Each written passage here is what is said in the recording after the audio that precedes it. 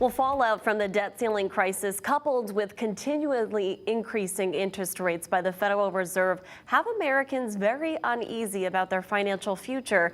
Here to give us an economic update is Chartered Financial Analyst Tim Baker, CEO of Metric Financial in Simsbury. Tim, thank you so much for joining us. Thank you for having me. Happy Saturday. Now, Happy Saturday. First a little bit, what is the debt ceiling?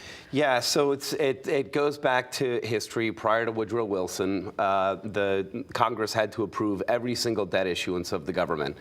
Woodrow Wilson and Congress changed that after World War I and basically said we don't have to approve every single debt issuance. Now there's a ceiling. And once you hit that ceiling, we have to approve changing that ceiling. So the ceiling right now is $31.4 trillion. Obviously, we blew through that, and that's how we got into this whole conversation. Right, and so we did avoid that default. Can you explain what the default is? Yeah, so believe it or not, the United States government was about to run out of money. They have to raise debt, so we spend about $5.8 trillion every year, and we bring in about $4.6 trillion every year. So we have to raise debt. We have to issue bonds in order to raise cash for the government to do what it needs to do. And Janet Yellen, as everybody knows, was basically saying June 5th, we were out of money.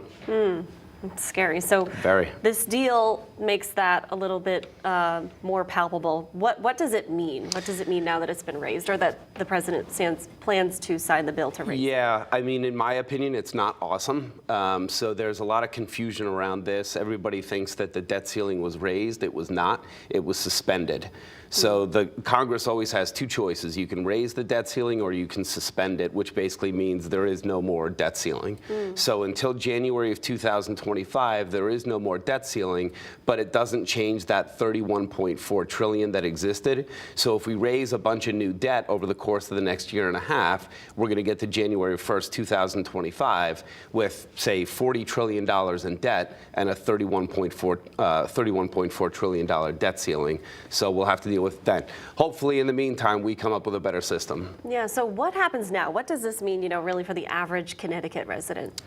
Yeah, I mean, right now it doesn't mean much other than the fact that we avoided default, which is a great thing. The question now becomes, we've moved off the debt ceiling conversation, so what are we back to? We're back to the Federal Reserve, we're back to inflation, we're back to the economy, and are we headed for a recession?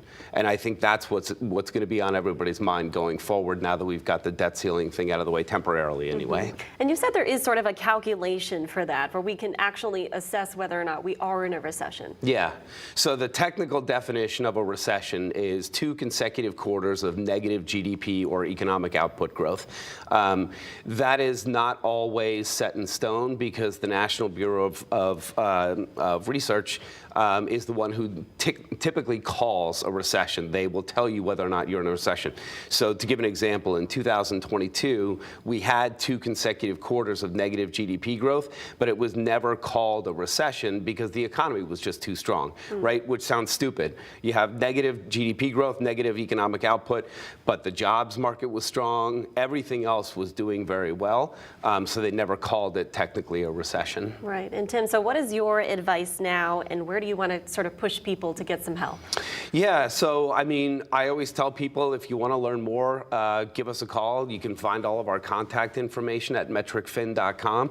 But we do try to encourage people, don't let short-term noise get in the way of your long-term goals, right? Focus on your retirement, your college savings, all of those things. Don't worry about what's happening day to day in the press. And it's overwhelming. It really is. So it really is, especially with student loan repayments coming back as part of the debt ceiling deal.